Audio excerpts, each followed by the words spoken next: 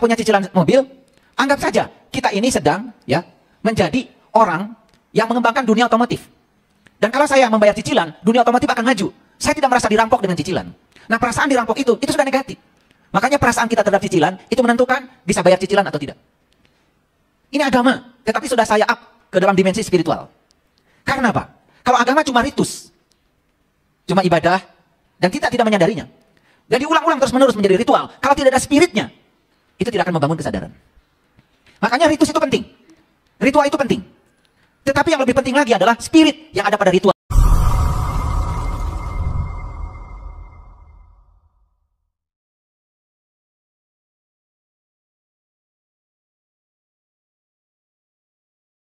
Allah mengajarkan satu kata yang sangat indah. Kalau kamu bersyukur, akan aku tambah. Jadi syukur itu apa sebetulnya? Syukur itu melepaskan frekuensi positif, melepaskan vibrasi yang positif, melepaskan energi yang positif. Jadi ketika kita sakit, jangan fokus pada sakit, fokus pada sehat. Rasakan sehat yang pernah kita rasakan. Dan rasakan kita seakan-akan sudah kembali sehat. Makanya berterima kasih aja sama Allah. Ya Allah, terima kasih atas kesehatan yang pernah Engkau berikan kepadaku. Terima kasih atas kesehatan yang akan datang kepadaku. Makanya syukur itu ada 3. Syukur terhadap yang sudah terjadi, syukur terhadap yang sedang terjadi, dan syukur terhadap yang belum terjadi. Nah, ini yang jarang dilakukan. Bersyukur terhadap yang belum terjadi. Seakan-akan yang belum terjadi itu seakan-akan sudah terjadi. Jadi ulangi ya. Jadi berdoa itu sebetulnya melepaskan frekuensi. Frekuensi yang dilepaskan tergantung kita membentuknya. Kita membentuk seperti apa. Itu rahasianya. Jadi nanti kalau sakit, jangan fokus pada sakit. Fokus aja pada sehat. Pikirkan saya sudah sehat. Pikirkan dan rasakan saya sudah sehat. Bahkan saya sudah melakukan sesuatu dengan sehat saya. Walaupun faktanya masih sakit. Itu akan mengalami percepatan yang luar biasa. Nah, sebetulnya ini sudah saya bagikan di YouTube. Ada yang pernah mendengarkan Hidup Menakjubkan?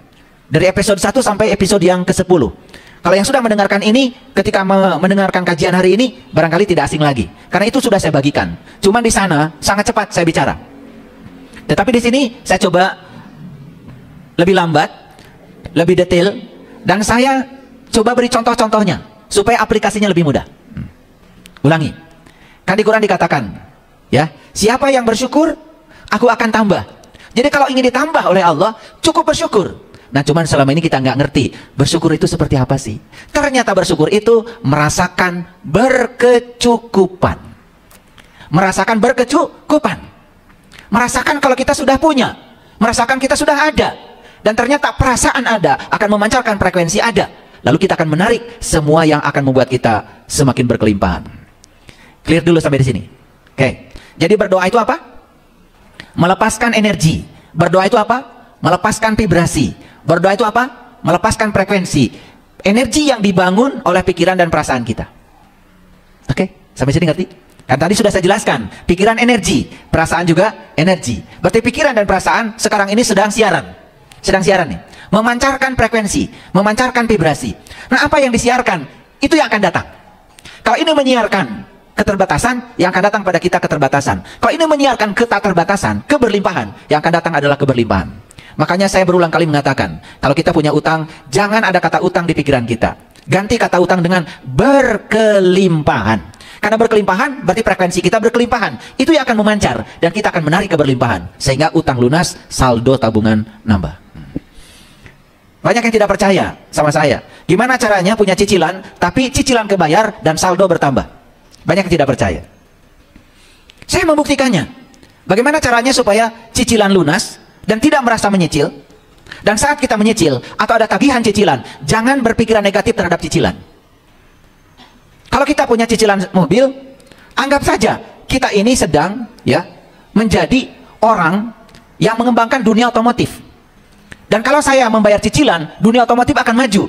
Saya tidak merasa dirampok dengan cicilan. Nah, perasaan dirampok itu sudah negatif. Makanya perasaan kita terhadap cicilan itu menentukan bisa bayar cicilan atau tidak. Ini agama, tetapi sudah saya up ke dalam dimensi spiritual.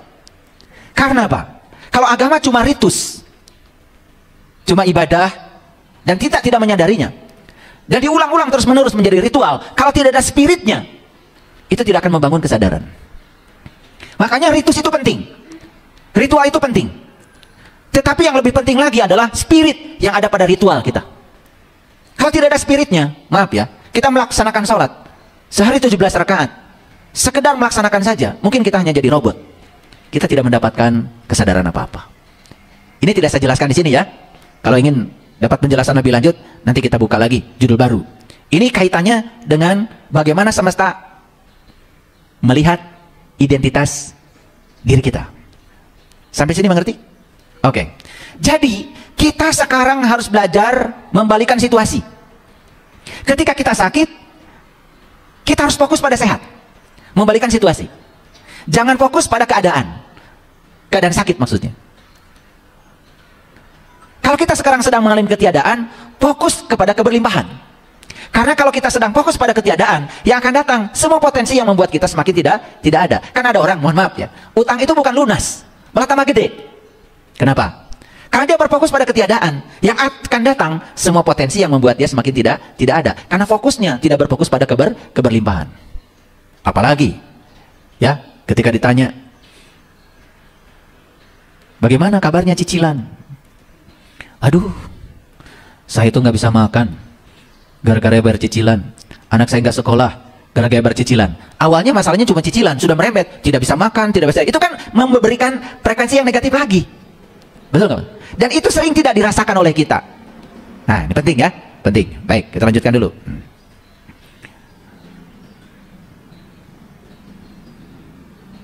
Jadi ketika sakit, jangan minta disembuhkan, tetapi berterima kasih atas kesembuhan. Beda. Saat kita minta disembuhkan, berarti kita saat itu sedang di frekuensi sakit. Tetapi ketika kita berterima kasih atas kesembuhan, walaupun saat itu sedang sakit, kita sudah naik frekuensinya di frekuensi sehat.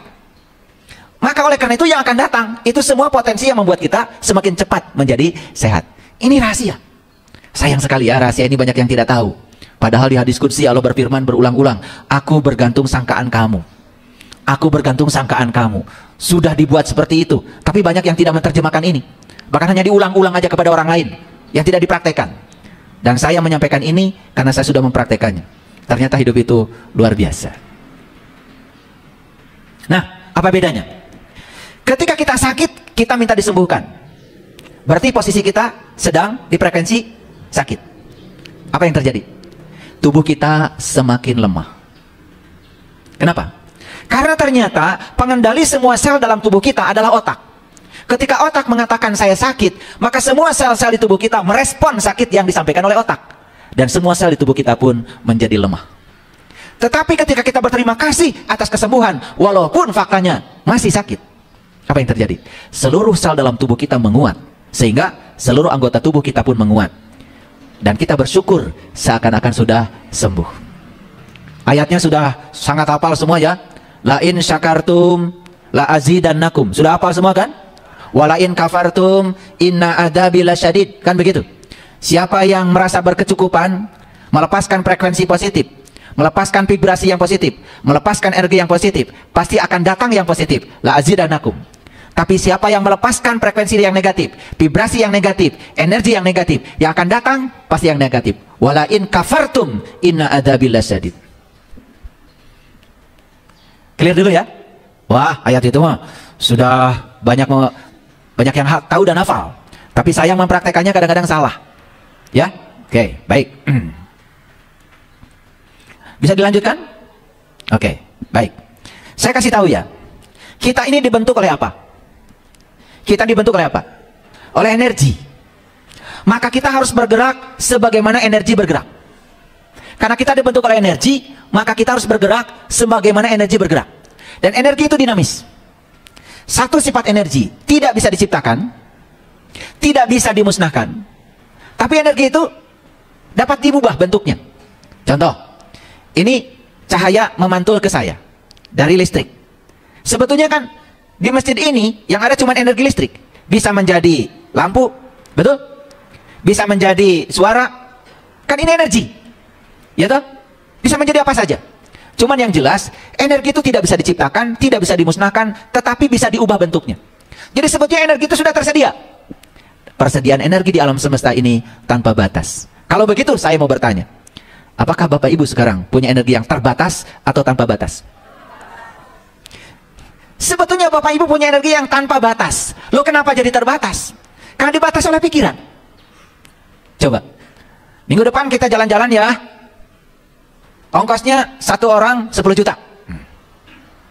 Siapa yang mau ikut? Kelihatan karakternya.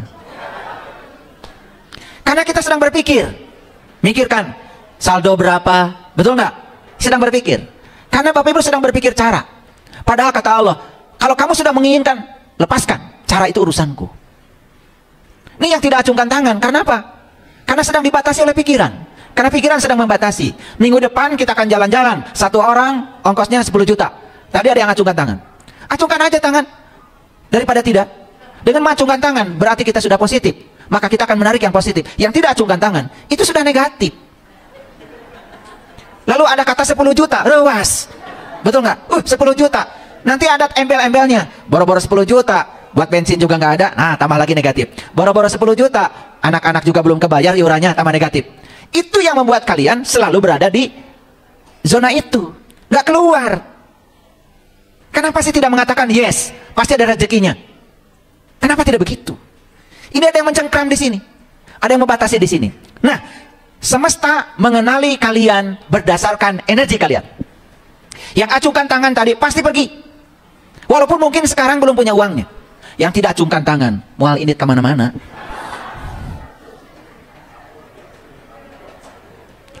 Jadi sekarang ini semesta sedang melihat Anda berdasarkan energi, frekuensi, dan vibrasi yang Anda pancarkan.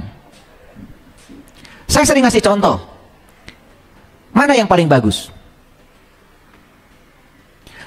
Baru bahagia ketika teman datang, atau bahagia aja dulu pasti teman datang? Nah, yang kedua ya, bahagia aja dulu pasti teman akan datang. Kenapa? Kalau sudah bahagia, pasti teman yang akan datang akan membawa kebahagiaan. Boleh-oleh, bawa berita bagus. Tapi kalau nunggu bahagia ketika teman datang, saat kita belum kedatangan teman, berarti kita bahagia atau tidak? Tidak. Nah, ketidakbahagiaan ini akan menarik ketidakbahagiaan. Dan teman ternyata betul-betul tidak datang. Dan kalaupun teman datang, paling juga pinjam uang. Paling juga cerita kesusahan. Kenapa? Dan selama ini kita mengira mereka yang datang kepada kita itu datang kebetulan. Tidak ada. Di semesta tidak ada potongan peristiwa. Semua satu kesatuan. Dan semua yang datang dalam kehidupan kita, kita sendiri yang telah menariknya. Ayo kita belajar jujur pada diri sendiri. Kenapa kehidupan saya hari ini seperti ini? Itu yang datang dari semesta. Kenapa semesta menghadirkan itu kepada saya? Berdasarkan energi, frekuensi, dan vibrasi. Karena semesta tidak mengenali Anda dari keyakinan Anda. Semesta tidak mengenali Anda dari siapa nama Anda. Tapi semesta mengenali Anda dari energi, vibrasi, dan frekuensi.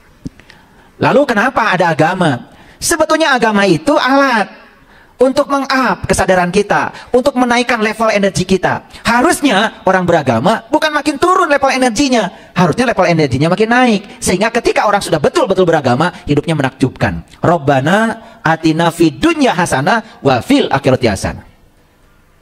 Jadi jangan percaya sama orang yang mengatakan bahwa bagian kita mah nanti di sana. Jangan percaya sama orang mengatakan begitu. Itu sudah menyalahi doa yang disampaikan oleh Allah. Doa yang disampaikan oleh Allah kan dua. Fidunya hasanah, wa fil akhirati hasanah. Harusnya orang beragama sejahtera lahir dan batin. Nah, kenapa saya beragama tidak menaikkan level kesadaran? Karena ternyata semesta mengenali kita, bukan apa agama kita. Tapi semesta mengenali kita, energi, frekuensi, vibrasi yang kita pancarkan pada semesta. Dan itu memang bisa dibangun oleh agama kalau belajar agamanya benar. Tapi kalau belajar agamanya malah justru menurunkan kesadaran. Menurunkan kesadaran, malah beragama jadi ruwet. Malah beragama jadi pikiran malah banyak negatifnya.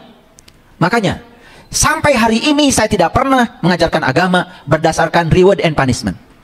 Saya tidak pernah mengajarkan agama yang banyak ancaman. Saya tidak pernah mengajarkan agama yang banyak, ya, kalau ini nanti gini, kalau ini nanti gini. Saya tidak pernah begitu. Karena sudah jelas, di hadis yang saya bacakan di minggu yang kemarin, Rasulullah bersabda, beliau diutus ke dunia ini bukan untuk merusak. La ta'anan, wala la'anan. Dan bukan untuk melaknat. Tahu melaknat?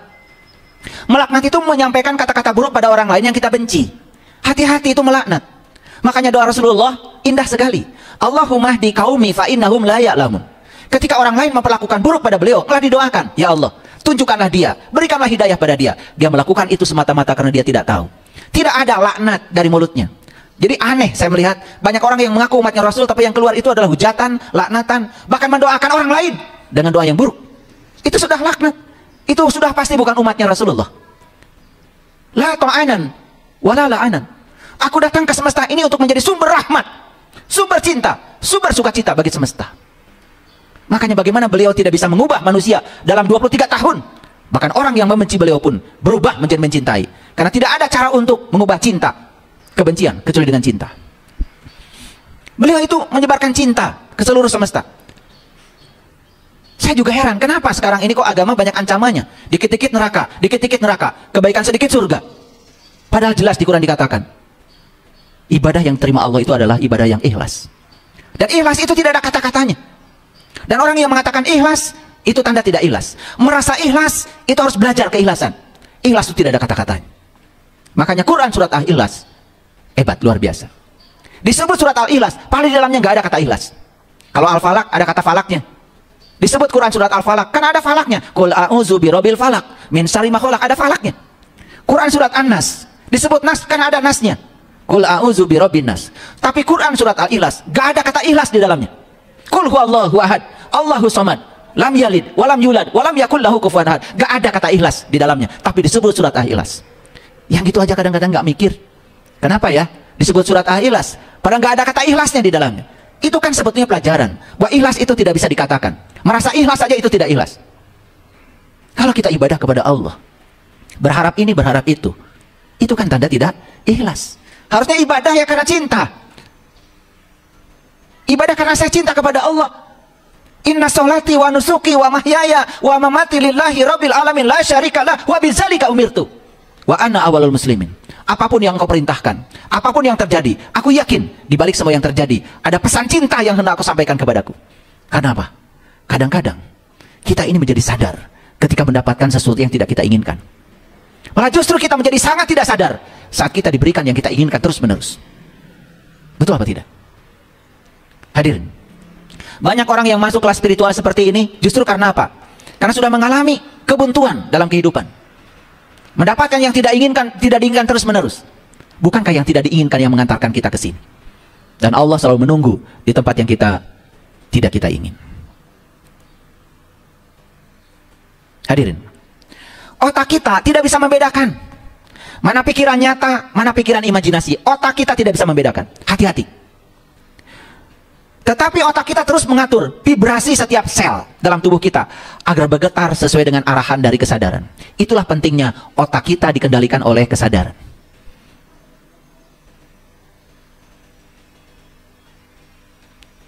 Itulah pentingnya kita belajar kesadaran. Saya sudah jelaskan di kesempatan yang kemarin. Kesadaran itu berada di titik tengah. Kalau ini kebaikan, ini keburukan. Saat melakukan keburukan, buru-buru kembali kepada kesadaran. Saat melakukan kebaikan pun, buru-buru kembali kepada kesadaran. Kenapa? Ketika kita melakukan kebaikan, dan kita terikat pada kebaikan yang kita lakukan, jangan-jangan kita jadi sombong. Malah kebaikan malah jadi keburukan. Banyak orang melakukan kebaikan malah jadi kesombongan. Akibatnya, tidak jadi kebaikan. Makanya saat melakukan keburukan, buru-buru kembali kepada kesadaran. Saat melakukan kebaikan, buru-buru kepada kesadaran. Kesadaran tidak mengenal kebaikan dan keburukan. Bagi kesadaran, apapun yang terjadi, terjadilah. Tapi bagi kesadaran, di balik semua yang terjadi, pasti ada pesan semesta yang sedang disampaikan. Makanya orang yang sadar tidak terjebak oleh dualitas. Tidak terjebak benar salah, baik buruk. Apapun yang terjadi, terjadilah. Tapi dia terus memandang dan mengamati pesan apa yang hendak Allah sampaikan lewat peristiwa itu. Itu orang kesadaran. Makanya hadirin, yang disebut dengan tumbuh itu bukan soal ukuran. Tapi tumbuh itu soal kebijaksanaan. Tidak disebut tumbuh kalau cuma ukuran. Ya, dari sisi ukuran tubuh kita tumbuh terus, bukan? Tetapi apakah kebijaksanaan kita tumbuh? Itu masalah besar kita. Kita hidup bebas. Kita ini diberi kebebasan oleh Allah untuk membentuk energi kita sendiri. Betul nggak? Ada nggak yang membatasi kebebasan Bapak Ibu untuk membentuk energi Bapak Ibu? Tidak ada. Kita semua diberi kebebasan untuk membentuk energi kita sendiri. Kita mau membentuk pikiran seperti apa, kita mau membentuk perasaan kita seperti apa, kita mau membentuk energi kita seperti apa. Semua kebebasan itu dimiliki kita. Dan tidak ada yang membatasi. Makanya, Masih ada orang yang percaya kalau Allah itu katanya membatasi rezeki. Bahkan rezeki itu ditentukan oleh Allah. Makanya ketika dia miskin, sudah saja berserah. Sudah takdir. Karena Allah ngatur rezeki saya cuman segini. Allah yang disalahkan. Padahal Allah itu sudah memberikan kebebasan kepada kita untuk membentuk energi kita. Mau seperti apa energi kita, tergantung kita. Makanya saya bilang ya, miskin itu sebetulnya berasal dari perasaan miskin. Perasaan energi bukan? Energi. Nah, ketika perasaan ini memancarkan energi yang negatif, berarti akan menarik yang apa? Yang negatif. Karena like attracts like. Yang serupa akan menarik yang serupa. Yuk sekarang, hadirkan selalu rasa berkecukupan di setiap desak napas kita. Hadirkan rasa berkecukupan. Karena rasa berkecukupan akan memancarkan frekuensi dan vibrasi di dimensi berkecukupan. Itu yang disebut dengan syukur. Dan syukurnya selama ini kan kalau punya rumah baru aja. Betul Pak? Yuk kita baca ayatnya. Sudah hafal ya ayat ini ya semua? Wa id ta'azzana rabbukum la in syakartum la azidannakum wa la in kafartum inna azabi lasyadid.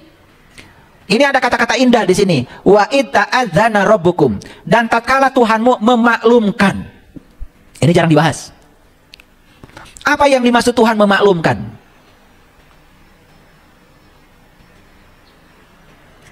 Apa yang dimaksud dengan Tuhan memaklumkan? Ini jarang dibahas. Tuhan memaklumkan artinya Tuhan itu memberikan kebebasan sebebas-bebasnya pada setiap orang. Mau membentuk energi dirinya seperti apa.